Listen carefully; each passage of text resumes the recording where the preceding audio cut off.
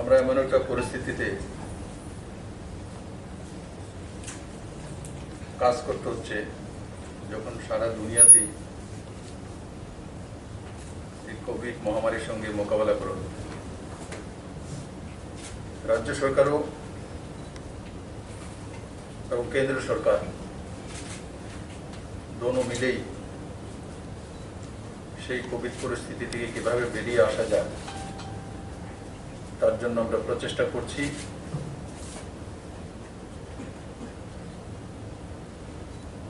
আমরা কোভিডে লক্ষ্য করেছি ত্রিপুরা ভ্যাকসিনেশনে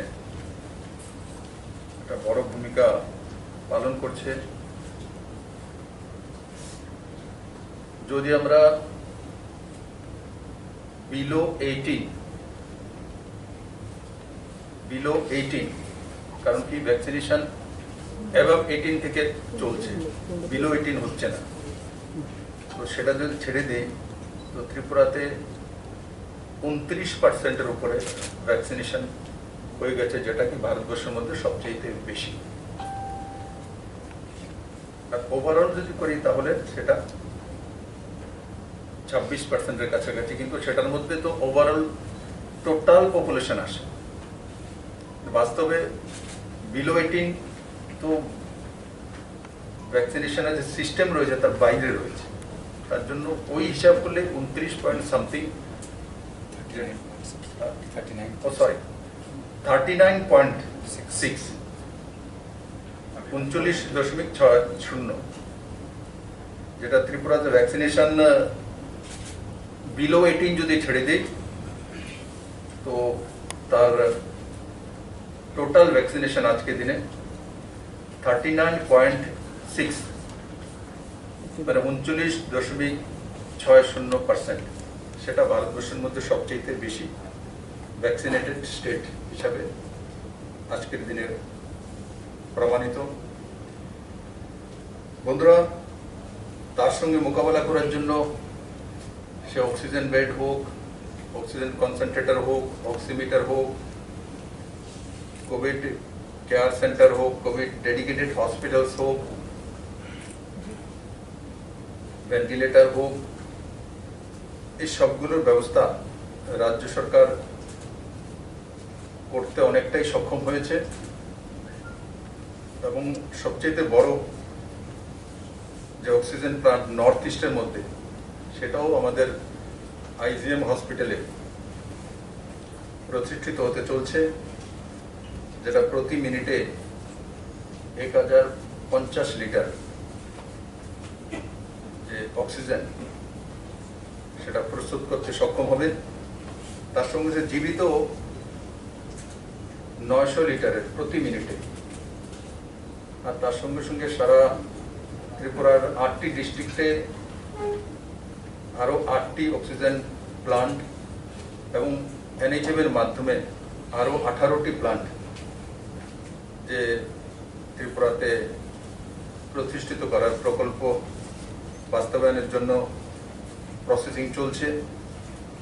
আর খুমুলুঙে আপনারা অবগত আছেন, সম্পূর্ণ রাজ্য সরকারের পয়সা দিয়ে আমরা একটা অক্সিজেন প্লান্ট খুমুলুঙও যে সিএসসি হসপিটাল আছে তাতে আমরা করার জন্য প্রস্তাব নিয়ে এসেছি এবং সব শুরুয়াত হয়ে গেছে। বন্ধুরা, আজকে একটি যোজনা আমরা ঘোষণা করতে চলছি, সেটা হচ্ছে মুখ্যমন্ত্রী বাল্য সেবা প্রকল্প। সেই যোজনার নাম হচ্ছে মুখ্যমন্ত্রী বাল্য সেবা প্রকল্প। এই যে কোভিড মহামারী, তাতে অনেক যে শিশু হোক বা বাল্যাবস্থা হোক বা কৈশোর অবস্থা হোক, যে পরিবারজনকে হারিয়েছে, কেউ হয়তো মা বাবা সবাই হারিয়ে গেছে, কেউ নেই, অরফান চিলড্রেন, অনাথ হয়ে গেছে। তো তার জন্য রাজ্য সরকার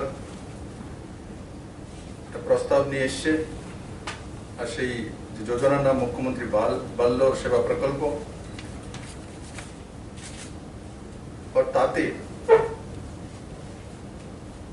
যারা হয়তোবা হোমে থাকবে না, আমাদের কাছে যে অরফান চিলড্রেনদের রাখার জন্য হোম আছে, 18 বছর পর্যন্ত আমরা হোমে রাখি, কিন্তু এমনও বাচ্চা বা এমন আমার শিশুরা রয়েছেন, কৈশোরাবস্থায় রয়েছেন, যাদের হয়তোবা তার ঠাকুমা পালতে চায়, তার আত্মীয় স্বজনের মধ্যে কেউ গার্জিয়ান পালতে চায়, আর সেও সেখানে থাকতে চায়, তো তাদের জন্য কোনো স্কিম ছিল না।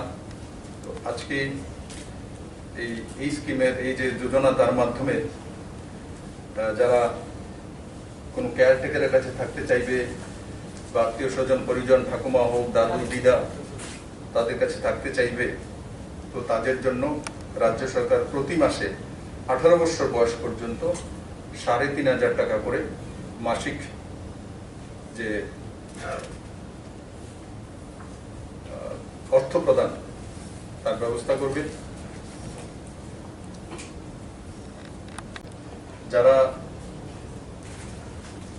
হোমে থাকতে চায় সেটা তার সমস্ত খরচাদি হোমই বহন করবে, এবং যারা হোমে রয়েছে তাদের পড়াশোনার সমস্ত খরচা রাজ্য সরকার বহন করবে।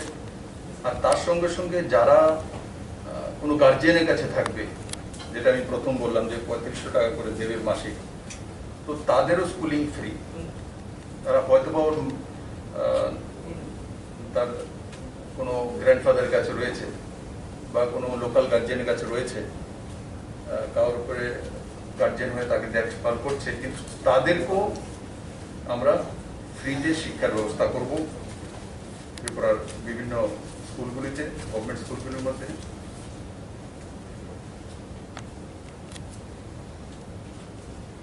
আর যারা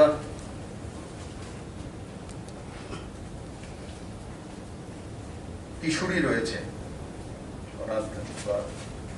তাদের আফটার এডুকেশন, যখন তার বিবাহ সূত্রের ব্যবস্থা হবে, তো ওই সময়ও রাজ্য সরকার সেই বিবাহের জন্য 50,000 টাকা করে এককালীন সাহায্য করবে।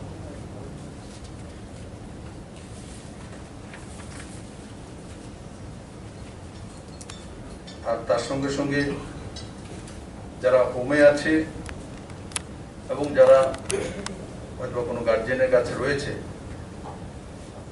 তাদের 10th পাসের পর 11-12 এই 2 বছরে ওয়ান টাইম একবার ল্যাপটপ বা ট্যাবলেট দিয়ে তাকে সহায়তা করা হবে। কারণ কি, আজকালকার দিনে গুগলের জামানা, ইন্টারনেটের জামানা, তো অনলাইনে যাতে তার পড়াশোনা করতে পারে, কোনো ভোকেশনাল সাবজেক্ট হোক, আর সেগুলো টেকনিক্যাল সাপোর্ট যাতে পেতে পারে, তার জন্য রাজ্য সরকার তার ব্যবস্থা করবে। তার সঙ্গে সঙ্গে আপনারা সবাই অবগত আছেন যে রাজ্য সরকার তার আগেই ঘোষণা করেছে যে 579 কোটি টাকা, তার মধ্যে টুয়েবের মাধ্যমে 25 কোটি টাকার কাজ, সোশ্যাল পেনশন 2 মাসে একত্রিত করে 72 কোটি টাকা, মনরেগার মাধ্যমে 332 কোটি টাকা, আর 7 লক্ষ পরিবারকে 1000 টাকা করে ট্রান্সফার, সেটা বিপিএল অন্তোদয় আর তার সঙ্গে সঙ্গে এপিএল এর মধ্যে যারা নিডি রয়েছেন তাদেরকে ট্রান্সফার করা হচ্ছে। আর খাদ্যদ্রব্য প্যাকেট সেই নিডি পরিবারদের কাছে পৌঁছে দেওয়ার জন্য সেই 7 লাখ পরিবারের কাছে প্রায় 80 কোটি টাকা খরচা, টোটাল 579 কোটি টাকা প্যাকেজ আগেই রাজ্য সরকার ঘোষণা করেছে। আর আজকে যেটা অতিরিক্ত আপনাদের সামনে তুলে ধরলাম সেটা হচ্ছে মুখ্যমন্ত্রী বাল্য সেবা প্রকল্প। আমি আশা করি তাতে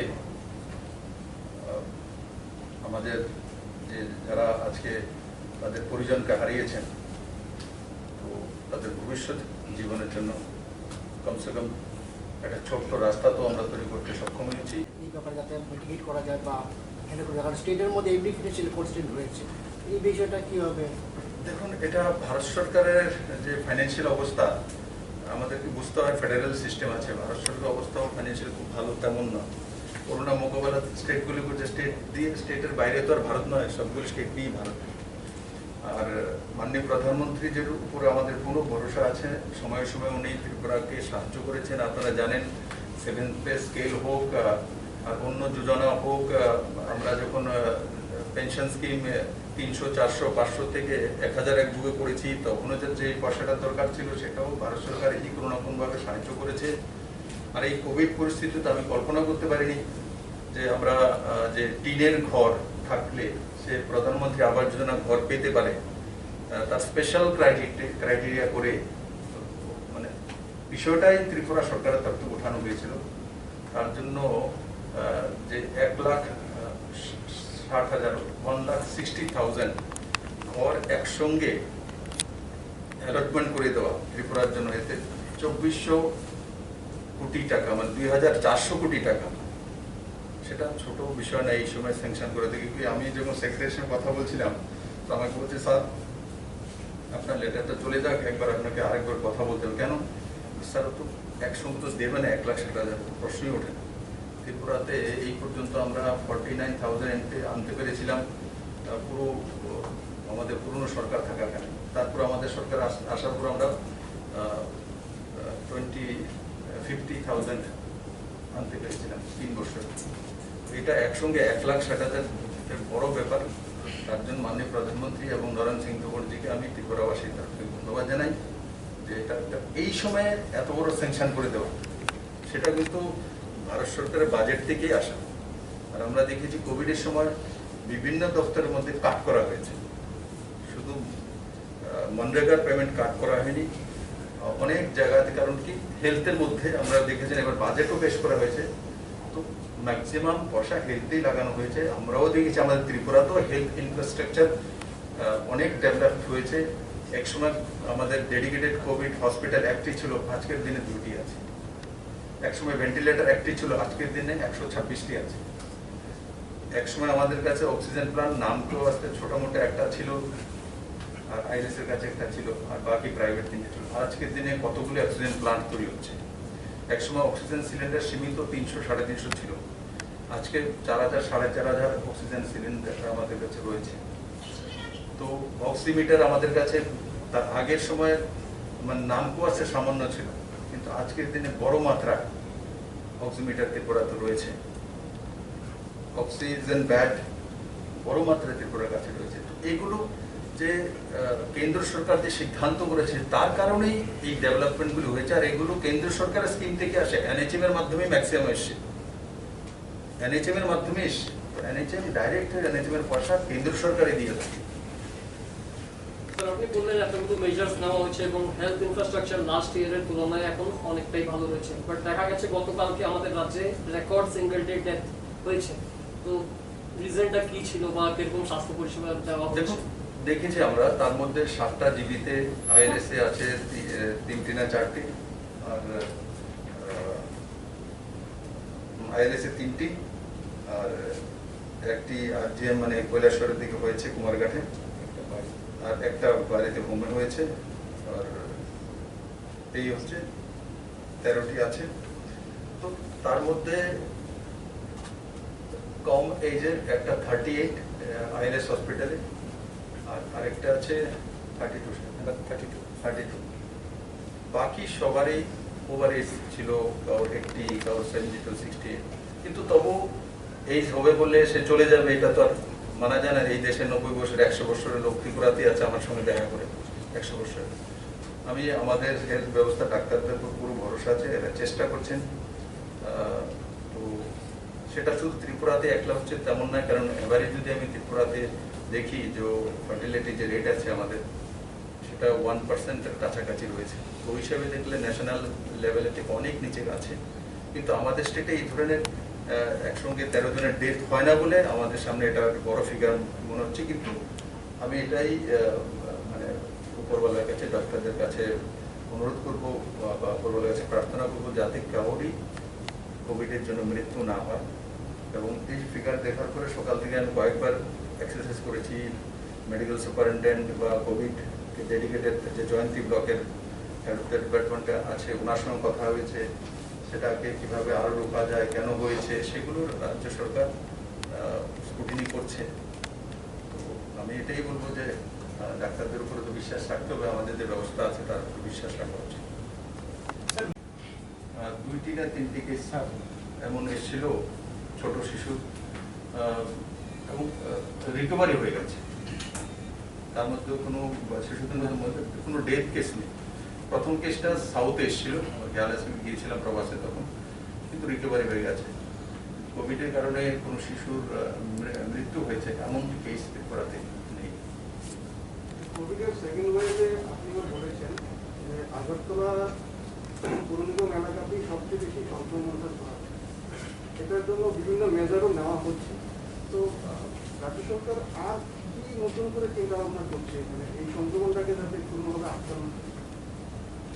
দেখুন, সংক্রমণটা আটকানোর জন্য রাজ্য সরকারের একটা আছে সোশ্যাল ডিস্টেন্সিং মেনটেন করা, আর যেটা যে করোনা কারফিউ আছে সেটাকে আগরতলাবাসীকে আপনাদের মাধ্যমে ধন্যবাদ দেবো। আমি যতটা দেখি, আমি তো রাত্রে রাত্রে ঘুরি,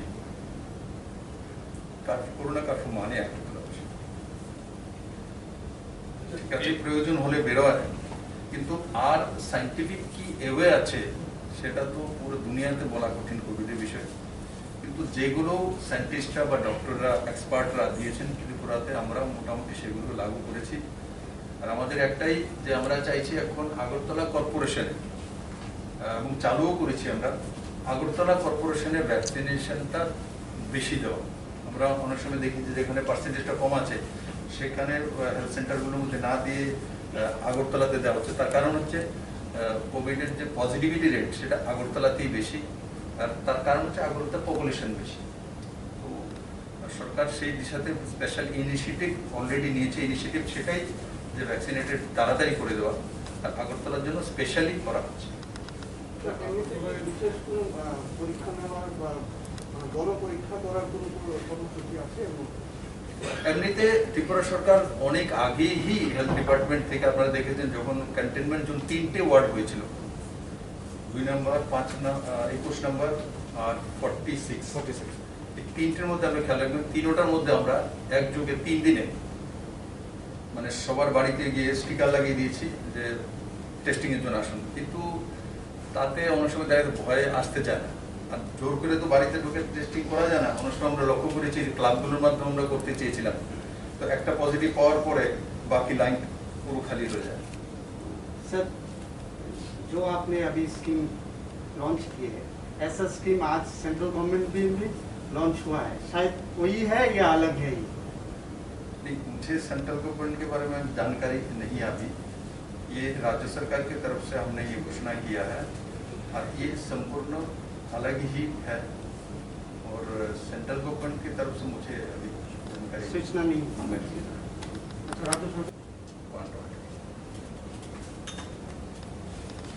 এমনি তো হোমে এখনো তো এই 18 বছর পর্যন্ত থাকে, কিন্তু এটার মধ্যে একটা ফ্যাসিলিটি হয়ে গেল যে না, কেয়ারটেকারের কাছে থাকলে, আত্মীয় স্বজন পরিজনের কাছে থাকলেও সে 3,500 টাকা পার মান্থ পাবে, প্লাস যে এডুকেশন যেটা আছে হোমে থাকলে তো ফ্রি হয়, এটা এখন বাড়িতে থেকেও কারোর কাছে থাকলে সেটাও ফ্রি পাবে। আর বিবাহের সময় যেটা 50,000 টাকা করে কিশোরীদের ক্ষেত্রে, সেটা রাজ্য সরকার। স্যার, লাস্ট কোয়েশ্চেন, দেখা গেছে বিভিন্ন রাজ্যে এরকম সিচুয়েশন এসেছে আইসিইউ বেড পাওয়া যেত না। আমাদের রাজ্য সরকার কি এরকম কোনো ইনিশিয়েটিভ নিচ্ছে যে তারা অ্যাটলিস্ট ফ্রন্টলাইন ওয়ার্কার যারা আছে তাদের জন্য একটা number of specific ICU bed বা ভেন্টিলেশন রিজার্ভ রাখা হবে? আইসিইউ বেড আমাদের কাছে রিজার্ভ তো এমনিতে রিজার্ভ আছে, যে আমার কাছে এমন কোনো পরিস্থিতি এখনো আসেনি যে আমরা যদি দেখি যে 80% 90% হয়ে গেছে, এমন হয়নি। তখন আমরা জাস্ট দেখবো যে না ভাই, যারা প্রথম সারি যোদ্ধা হিসেবে কাজ করছে তাদের জন্য রিজার্ভ থাকবো। কিন্তু এখনো এমন জায়গাতে যায়নি যে রিজার্ভ রাখার মতো পরিস্থিতি এসছে, কারণ আমরা দেখেছি যে এখনো জিবিতে যেটা আছে 154 আছে, তো ক্যাপাসিটি 221 আছে। তার মধ্যে 26-এর কাছাকাছি তো সে মাইল্ড কেস আছে, আর 46-এর কাছাকাছি মডারেট আছে। মডারেটর মাইলকে ছেড়ে দিলে তো যারা একটু মানে অক্সিজেন সাপোর্টে আছে সেটা ওই সংখ্যাটা 46 আর সেটা ছেড়ে দিন। ওই হিসাবে দেখলে আমাদের কাছে অক্সিজেন বেড রয়েছে 221 মধ্যে এখনো 70-80 70 to 80 ফুলফিল হচ্ছে, বাকি খালি যাচ্ছে। আর তাছাড়া আমরা তো ডিস্ট্রিক্ট ওয়াইজ এবার ডিসেন্ট্রালাইজড করেছি, সব ডিস্ট্রিক্টেই এবার ভেন্টিলেটর পর্যন্ত রয়েছে।